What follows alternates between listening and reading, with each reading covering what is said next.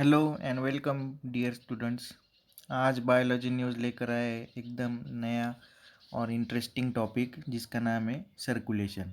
और आज हम डिस्कस करने वाले या आज हम जिसका नाम लेने वाले उसका नाम है ब्लड। तो दोस्तों आइए शुरू करते। Biology news represents the next lecture on blood.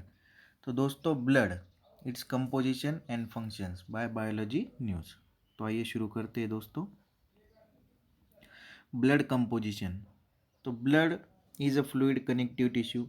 It is also mobile fluid connective tissue composed of fluid, plasma and blood cells.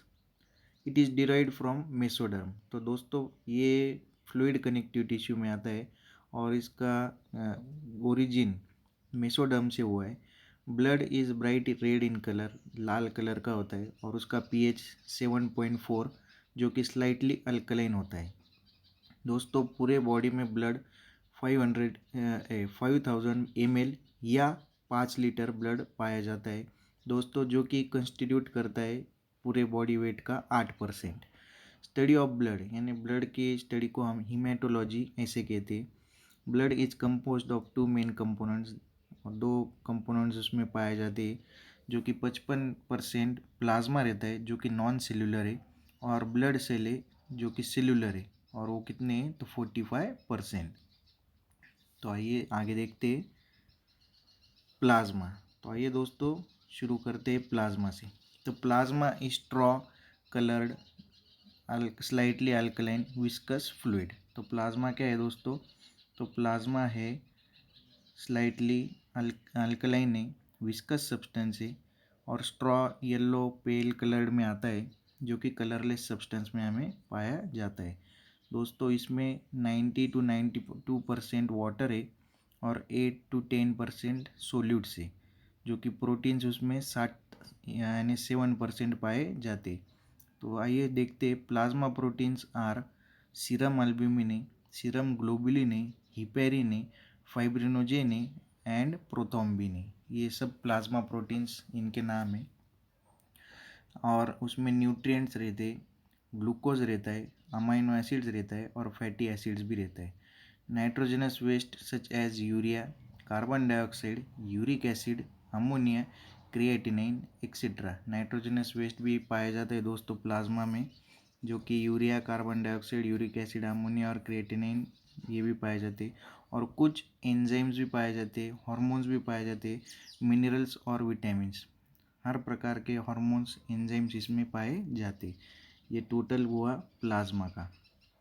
तो प्लाज्मा ये इसमें बाइकार्बोनेट्स भी पाए जाते हैं, जैसे क्लोराइड्स है, फॉस्फेट्स है, सल्फेट्स है, सोडियम है, पोटेशियम है, कैल्शियम है, मैग्नीशियम है एक्सेट्रा एक्सेट्रा।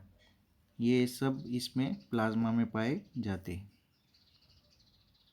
तो दोस्तों हमने पहले डिस्कस किया है कि दो टाइप के कंपोजिशन पाए जाते हैं, सेल्यूलर और असेल्यूलर या नॉन सेल्यूलर में। तो नॉन सेल्यूलर हमने देखा प्लाज्मा था, आज हम देखने वाले अभी सेल्यूलर कंपोजिशन। तो उसमें 3 टाइप्स आते हैं, आरबीसी सेल्स, डब्ल्यूबीसी सेल्स और प्लेटिलेट्स, जिनको हम इरिथ्रोसाइट्स, ल्यूकोसाइट्स और थ्रोम्बोसाइट्स ऐसे कहते हैं। तो शुरू करते हैं आरबीसी सेल से। रेड ब्लड सेल या रेड ब्लड कॉर्पस्कल, इसका दूसरा नाम है इरिथ्रोसाइट। तो ये इरिथ्रोस यानी रेड, काइटोस यानी सेल। तो दोस्तों ब्लड सर्कुलेशन की सर्कुलेटरी सिस्टम जो कि है क्लोज टाइप की सर्कुलेटरी सिस्टम, जो कि डिस्कवर की थी विलियम हार्वे ने 1628 में। तो आरबीसी सेल्स, इरिथ्रोसाइट्स आज हम देख रहे हैं। तो these are red blood cells. इनका शेप और साइज कैसे रहता है? तो सर्कुलर रहते, बायकॉन्केव और नॉन न्यूक्लिएटेड। नॉन न्यूक्लिएटेड यानी nucleus is absent in RBC cells. तो इसका एक एक्सेप्शन है दोस्तों, कैमल में आरबीसी सेल्स न्यूक्लिएटेड पाए जाते हैं। कैमल ये एक मैमल में आता है, तो एक एक्सेप्शन आता है। तो दोस्तों इसका साइज़ है 7 micrometre in diameter, 2.5 micrometre in thickness. तो दोस्तों ये 4.3 to 5.8 million per cubic mm in adult female and male में पाया जाता है। और इसमें अगर हम देखें तो 5.1 टू 5.8 ये मेल्स में पाया जाता है, और 4.3 टू 5.2 मिलियन पर क्यूबिक ये एडल्ट फीमेल में पाया जाता है। मगर हमने दोनों को कंस्टिट्यूट करके 4.3 to 5.8 million per cubic if adult female और मेल ऐसे बताया है। दोस्तों इनका लाइफ स्पैन होता है 120 दिन का, यानी 120 डेज इनका लाइफ स्पैन दिया है। फॉर्मेशन ऑफ आरबीसी को हम इरिथ्रोपोएसिस कहते हैं। इरिथ्रोपोएसिस यानी इरिथ्रो जनरेशन या प्रोडक्शन, और इरिथ्रो को हम क्या कहेंगे, तो रेड ब्लड सेल्स हम इसे कह सकते हैं। दोस्तों इरिथ्रोपोएसिस ये जो प्रोसीजर है या ये जो प्रोडक्शन है जो कि ब्लड का होता है यानी आरबीसी सेल्स का, तो वो कहाँ पे होता है, तो रेड बोन मैरो में ये ऑकर होता है। यानी in adult formation takes place in red bone marrow, while in foetus it occurs in liver as well as spleen. यानी फिटस जो कंडीशन रहती है उसमें लीवर और स्प्लीन में इनका प्रोडक्शन होता है। दोस्तों आगे है हीमोग्लोबिन कैरीज ऑक्सीजन। तो हीमोग्लोबिन का मेन फंक्शन क्या है, इट कैरीज ऑक्सीजन और which helps in the transport of oxygen and carbon dioxide. तो इसका मेन फंक्शन है carries oxygen as well as carbon dioxide. दोस्तों 13 से 18 ग्राम पर 100 ml मेल्स में पाया जाता है, और फीमेल्स में 11 से 16 ग्राम पर 100 ml ये पाया जाता है। दोस्तों deficiency of haemoglobin leads to anaemia, anaemic condition हो जाती है। RBC transport oxygen from the lungs to the tissues and carbon dioxide from the tissues to lungs. They maintain the blood pH as haemoglobin act as a buffer. They also maintain the viscosity of blood. आगे WBC यानी white blood cells या white blood corpuscles, उसको हम leucocytes ऐसे भी कह सकते हैं। तो डब्ल्यूबीसीज are colourless nucleated cells, amoeboid and phagocytic in nature. तो फैगोसाइटिक नेचर इनका देखने हमें मिलता है। तो ल्यूकोसाइट्स ये कितने होते हैं, तो 5000 से 9000 डब्ल्यूबीसीज पर क्यूबिक ये पाए जाते हैं। लाइफ स्पैन इनका 3 से 4 दिन का है।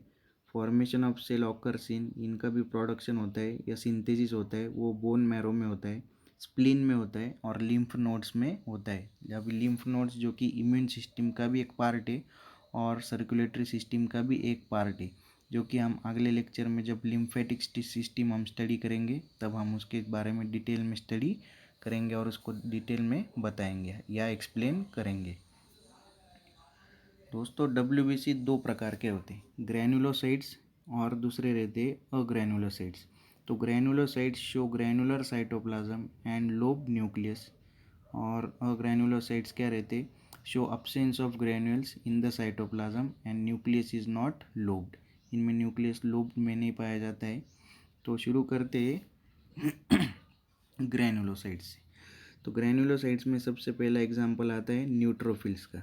तो neutrophils cytoplasmic granules are stained with neutral dyes, यानी इनका साइटोप्लाज्म ग्रैन्यूल्स का न्यूट्रल डाइज से स्टेन किया जाता है। The nucleus is 3 to 5 lobed, hence are called polymorphonuclear leukocytes और पॉलीमॉर्फ्स। इनका दूसरा नाम भी पॉलीमॉर्फ्स ऐसे भी हम इसे कह सकते हैं। ये कंस्टिट्यूट करते 54% to 62% ऑफ टोटल डब्ल्यूबीसीज, यानी पूरे डब्ल्यूबीसीज में 54 to 62% ये पूरे होते हैं। They are phagocytic in function and engulf micro organisms, और या उसे हम फॉरेन बॉडीज ऐसे भी कह सकते हैं।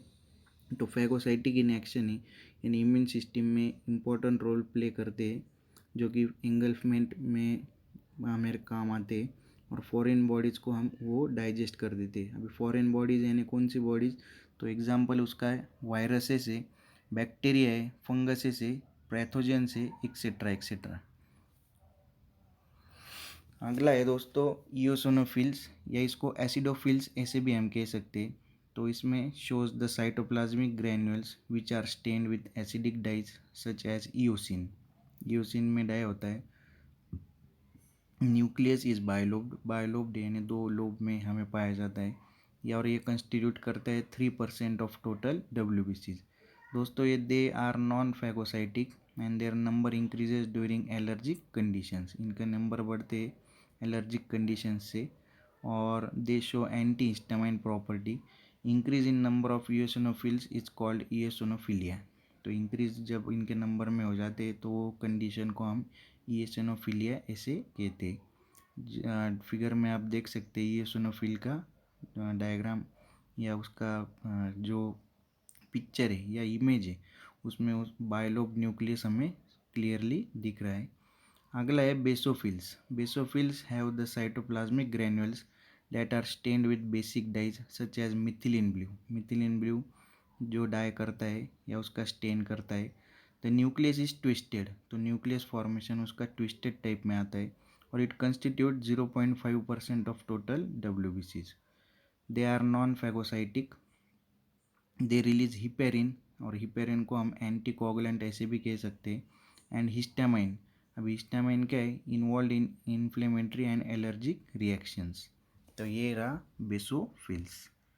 आगे अग्रैनुलोसाइट। तो अग्रैनुलोसाइट में अब्सेंस ऑफ ग्रैन्यूल्स, तो ये तो हमने पहले ही बता दिया है। साइटोप्लाज्म में अगर ग्रैन्यूल्स अब्सेंट रहेंगे तो उसको हम अग्रैनुलोसाइट ऐसे भी कह सकते हैं। तो पहला है लिम्फोसाइट। तो lymphocyte show large round nucleus, they constitute about 25 to 33% of total WBCs। They produce antibodies and responsible for immune response of our body. तो ये क्या रहते, एंटीबॉडीज़ प्रोडक्शन में, इम्यून सिस्टम में इम्पोर्टेंट रोल प्ले करते। दूसरे है मोनोसाइट्स। मोनोसाइट्स ये क्या है, largest of all the WBCs, यानी सब जितने भी हमने ग्रैनुलोसाइट और अग्रैनुलोसाइट में टाइप्स देखे तो इनमें सबसे बड़ा या लार्जेस्ट सेल है WBC। Shows large kidney shape nucleus, तो किडनी शेप न्यूक्लियस रहता है और they constitute about 3 to 9% of total WBC। They are phagocytic in function, और ये फैगोसाइटिक इन फंक्शंस अल्सो ये रहते हैं। तो eight the site of infection monocytes enlarge and differentiate into macrophages, और ये मैक्रोफेजेस में डिफरेंशिएट हो जाते हैं और ये इंगल्फमेंट करते हैं विच इंगल्फ माइक्रो ऑर्गेनिजम्स या foreign bodies and remove cell debris. यानी सेल जो खराब हो गया होगा, उसका कुछ सेल ऑर्गेनल्स खराब हो गए होंगे, उसको हम सेल डेब्रिस ऐसे कहते हैं। Hence they are known as scavengers, तो इनको हम स्कैवेंजर्स ऐसे भी कह सकते। तो आइए देखते हैं अगला सेल जो जिसका नाम है प्लेटिलेट्स। तो दोस्तों प्लेटिलेट्स या थ्रोम्बोसाइट्स, तो थ्रोम्बोस यानी क्लॉट और काइटोस यानी सेल। तो क्लॉटिंग सेल को हम थ्रोम्बोसाइट्स या प्लेटिलेट्स ऐसे भी कह सकते हैं। Platelets are non nucleated, round and biconvex. Platelets क्या होते हैं, तो राउंड रहते, बायकॉन्वेक्स रहते और नॉन न्यूक्लिएटेड यानी न्यूक्लियस इनमें एब्सेंट रहता है। Smallest among the blood elements, यानी सबसे स्मॉल रहता है। Consist of 2.5 to 5 millimetre in diameter, यानी इतने स्मॉल रहते। They are about 2.5 to 4.5 lakhs per cubic mm, यानी पर क्यूबिक mm ब्लड में पाए जाते। 2.5 से 4.5 लाख तक पाए जाते। एंड इनका लाइफ स्पैन है 5 से 10 दिन का, यानी 5 to 10 डेज इनका लाइफ स्पैन पाया जाता है। It functions eight blood clotting factor by stopping blood. Thrombocytes are the fragments formed from large cell called megakaryocytes of bone marrow. Formation of platelets is known as thrombopoiesis. तो इसका formation किसको हम कहेंगे, तो thrombopoiesis ये process को कहेंगे। Increase in the platelet count, तो उस वो कंडीशन को हम थ्रोम्बोसाइटोसिस कहेंगे। Whereas decrease in the platelet count, वो कंडीशन को हम थ्रोम्बोसाइटोपेनिया ऐसे कहेंगे। तो thrombocytes aggregate at the site of injury and they form a platelet plug, तो क्लॉट तैयार कर देते या बना देते। और they also release thromboplastin which helps in the clotting of blood, तो इसको हम ब्लड कोगुलेशन ऐसे भी कह सकते। तो इनका main function digest and destroy bacteria, ये भी दूसरा एक फंक्शन आता है। और एक्टिवेट हिपेरिन और एंटी थ्रोम्बिन्स, ये भी दूसरा एक फंक्शन आता है। तो आइए शुरू देखते पूरा इनका जो ब्लड कोगुलेशन है वो कैसे करते।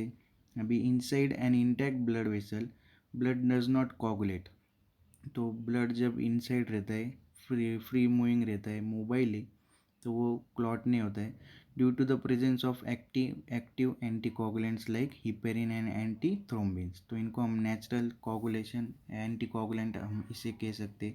As soon as blood vessel ruptures bleeding starts, यानी जब ब्लड वेसल रप्चर हो जाती है, कट लग जाता है, तो ब्लीडिंग स्टार्ट हो जाती है। तो इसका कन्वर्जन एक liquid blood semi solid jelly में हो जाता है, जिसको हम ब्लड कोआगुलेशन कह सकते हैं या क्लॉटिंग भी कह सकते हैं। तो प्रोसेस देखिए दोस्तों कैसी है।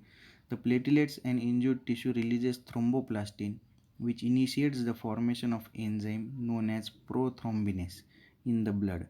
The prothrombinase वो जो है वो क्या एक्शन करता है, in the presence of calcium ions convert inactive plasma protein called prothrombin into active thrombin.